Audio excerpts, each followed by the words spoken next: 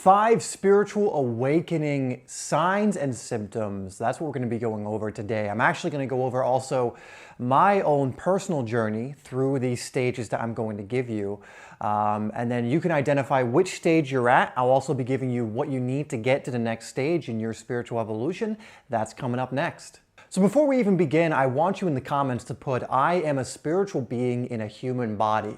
I think this is one of the most important mindsets to develop very early on, to kind of understand that you are beyond just the physical. You are more than just this, person in a flesh suit or whatever you want to call it, walking around in a material plane, and then when that ends, you end.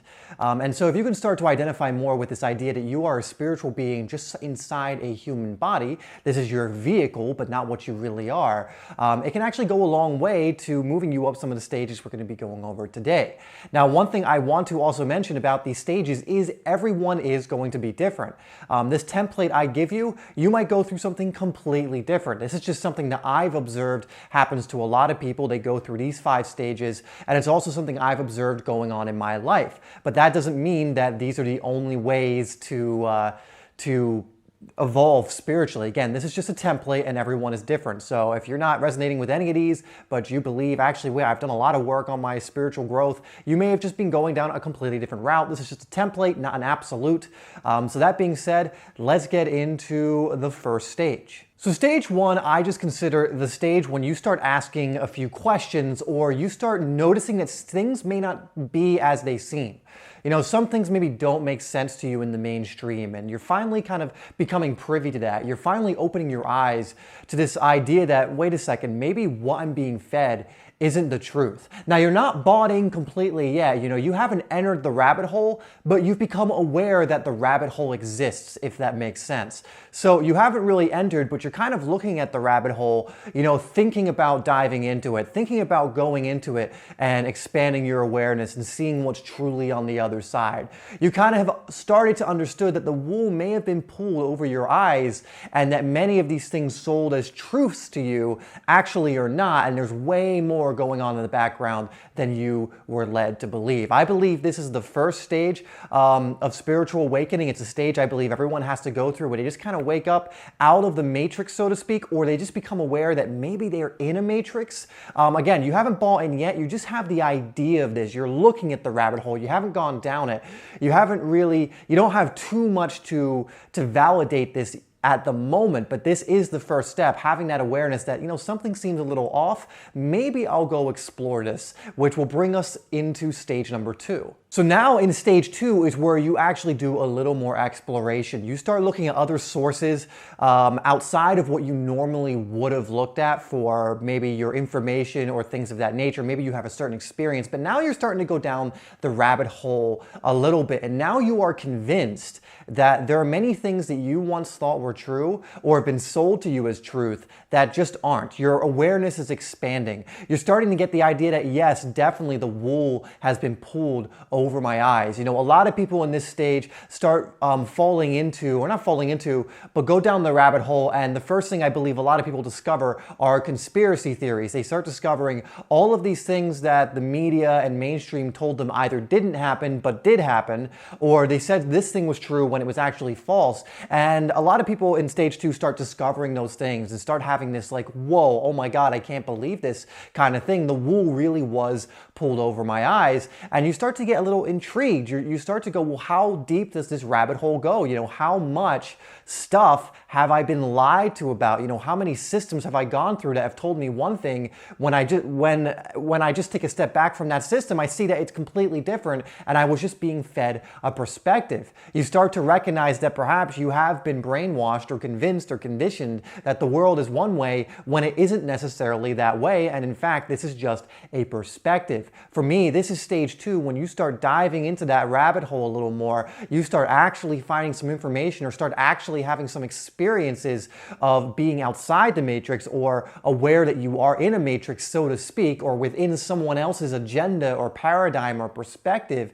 And again, you're finding more and more information that confirms this. You're finding out about false flag operations, MK Ultra, things of this nature. And for me, this was what really led me down this rabbit hole. Was I really dove deep into conspiracy theories, finding out all of these things I was not aware of, and then finding out a lot of the official story being a cover-up for these things that were actually going on. So this is stage 2, and it usually will naturally evolve into stage 3, and it did for me. And you'll understand it when I go over it, but not everyone will go through stage 3, but I know I did personally, and I know a lot of other people who did. So that's stage 2. Again, you're not only aware now you have a little bit of experience. You've gone down the rabbit hole. You may have done like hours of research. You might have been up until 3 a.m. looking at alien conspiracy videos, or looking at, how there's different dimensions, or again, one of the more common ones, looking at how there are people in the background that are in control, or there are conspiracies of what actually happened with certain world events. But this is a rabbit hole a lot of people will go down, especially when they're first starting to become aware that there's way more than what they've been fed or told their entire lives. But that will usually naturally go into stage 3. So stage 3, I consider the anger and pride stage of the spiritual awakening process, or the becoming aware process. And I think this is actually a stage a lot of people get sucked into and stuck in, and I even get sucked into this from time to time because like I'm going to mention when we get to it, I find myself, I'm more in stage 4 than anything else. But stage 3 is when now you're aware of all this stuff and you start getting angry. You start getting maybe prideful about this information. So for example, you might find out some of the things that have been going on in the background that you've been lied to about, and you get angry at the people who lied to you. You get angry at the system, and you start demonstrating your anger, whether it is, actually being aggressive and angry online or in person to people who have not woke up, have not awakened, whether it's you are, have a lot of pride about being awake and going like, I'm better than these people, I'm awake, they're asleep, these idiots, something like that. So stage 3 for me always kind of involves this kind of anger, pride level of emotion. When you're in the other stages, or when you're asleep, you're most likely in fear, or you're in shame or guilt, which are actually even lower emotions. It's better to be in anger or pride, which actually rank higher on the consciousness scale, but you're still not at that important stage of being above 200 or more on the consciousness scale, which is courage or above. And again, you're mostly in this pride and anger. And again, I don't blame people for feeling this way. I felt like this for a very long time, because once I found out that the wool very much had been pulled over my eyes, it was pretty nefarious. There's all this stuff going on that I've been not just like led away from, but actually lied to about. When I found that out, I was pretty angry, and I, would vehemently oppose these people. I was very angry at people. I was very prideful about, I have this awareness and these people just don't, and they're just stupid. I don't know how they can't see it, all this kind of stuff. And for me, this is a huge stage 3, where you're coming out of the guilt and fear, and you're moving up the consciousness scale, but you're now in anger and pride.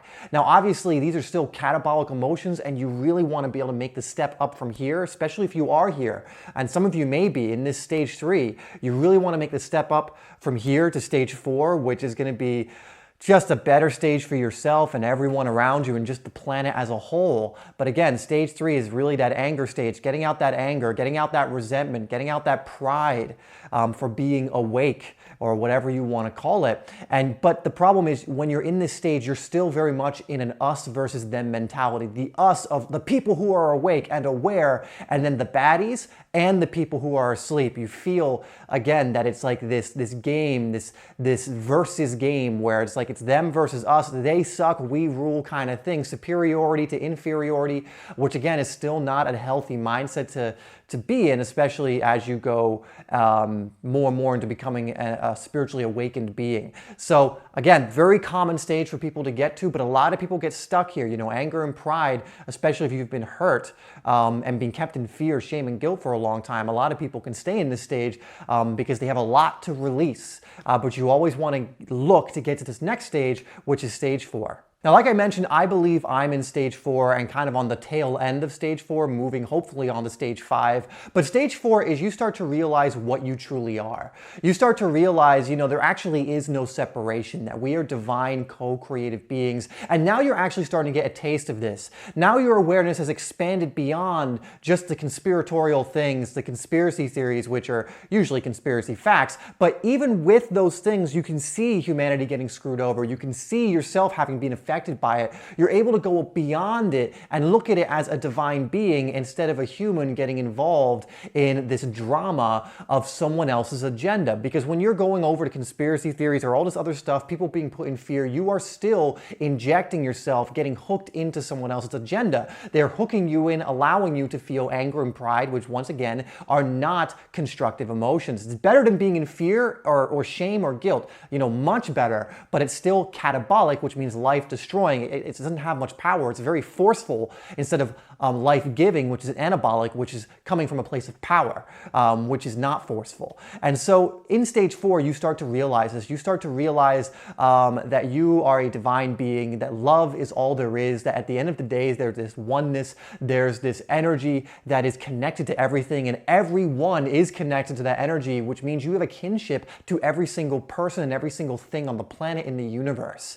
And again, in stage 4, you're not exactly living this yet, but you've become aware of it. You're becoming aware of it more and more and more. So again, a lot of people haven't even become aware of this fact yet, which is why they're in stage 3 or maybe between a stage 3 and 4. But once you become aware of this or you experience this, it changes the game for you, because once you experience it, especially, you can't really uncrack the eggshell, so to speak. Once you've cracked the eggshell and you see reality for what it is, you see the universe for what it is, you see yourself, most importantly, for what you truly are, which is a co-creative, loving, divine, infinite being that goes way beyond just this material plane, that goes way beyond just this lifetime you think comes and goes and then you've ceased to exist. It goes way beyond that. And stage 4, you come into that awareness, you come into that knowingness, you come into that remembrance, because your soul is aware of this, but your higher self, probably for your whole life, has been trying to bring you back to this truth. And so in stage 4, you start moving more from this mindset, from this perspective of I'm a divine being, we all are. You start seeing God in everyone and everything. Again, you're not maybe all the time. I'm not saying this is something you're living yet, as in it's like the main thing you're doing, but you're experiencing it. You're starting to get a taste of it. You're starting to go down this rabbit hole now of being a divine being, of what the universe really is, of what your place in the universe really is. You start asking better questions. You start feeling more compassionate. You start to stick to your values more. You start to not get hooked into people's agendas, and you go, well, how do I want to live my life? What perspective do I want to come from? And again, you can be sucked back into other stages. For example, I believe I'm in stage 4 now. I'm aware of these things and I try and live it, but I still get sucked back into victim mentality sometimes. I still get sucked back into anger and to pride sometimes. There are still times where I go, yeah, these people, they're all asleep, and the world would be so much better if they were just awake, and all this paranoia and fear can only work because they're hooked into it. I get into that stage sometimes as well. But for the most part, I try and stay as often as I can as divine energy, connect to source, do my meditations, do the things that help me connect to that.